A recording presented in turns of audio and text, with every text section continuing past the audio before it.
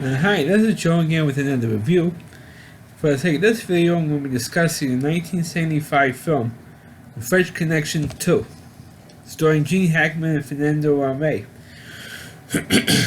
No, I don't think it was Fernando Rame, I forgot the guy's name to play the villain, but regardless, obviously this is the sequel to the 1970 Oscar-winning film, The French Connection, and of course, Gene Hackman reprising his Oscar-winning role as Popeye Doyle.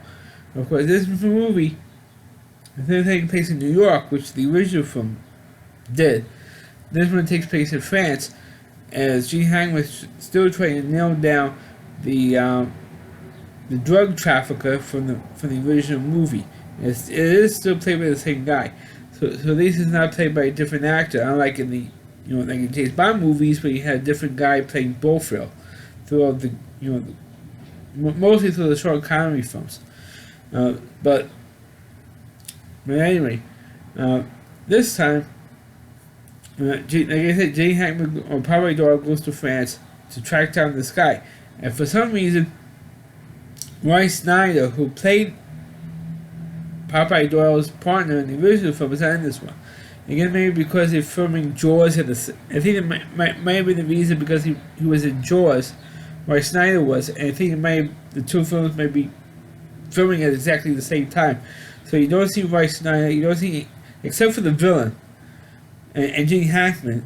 They're the only two from the original film is in the sequel. Everybody else is a new character, and so he gets teamed up with the French police there, trying to track down this drug trafficker.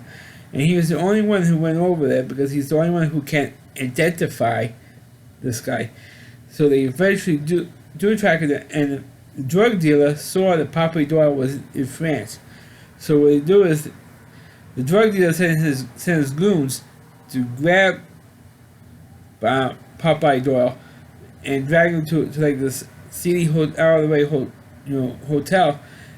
And what he did was, try to get what Gene Hackman knows. He said, "Look, I'm only here to drag your ass back to New York.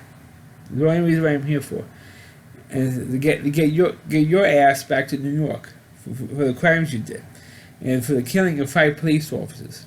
But in the movie, five officers were killed as his goons, as the drug dealer's goons, go to get all his drugs out, his heroin out.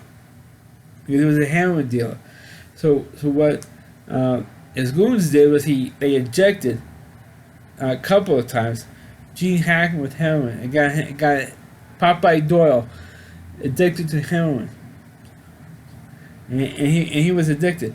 And so what happened was the French police, grabbed him, and they felt so sorry for him that even though throughout most of this first half of this film, they felt sorry for Popeye Doyle because he was like he's like a loose cannon, so to speak. And they tried to control him, and they couldn't control him. And all of a sudden, now they realized that this drug dealer is serious, and by injecting Gene Hackman with heroin. And what they did was, instead of writing a report to the New York police, because they could have done that and ruined this guy's career for being a junkie cop, they decided to detox him. Then some of the most horrific scenes, which I felt went a little bit too long, and to me it just drags the movie down a little bit. It was a turn that it was not an unnecessary turn, making Gene Hackman into a junkie, and that's what they did. They made him into a junkie in this film, and they detoxed him. And within maybe 30 minutes of screen, about 20 to 30 minutes of screen time, where they tried to detox him.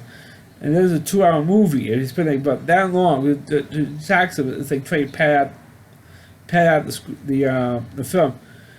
And so of course, after he got detoxed, he literally went cold turkey.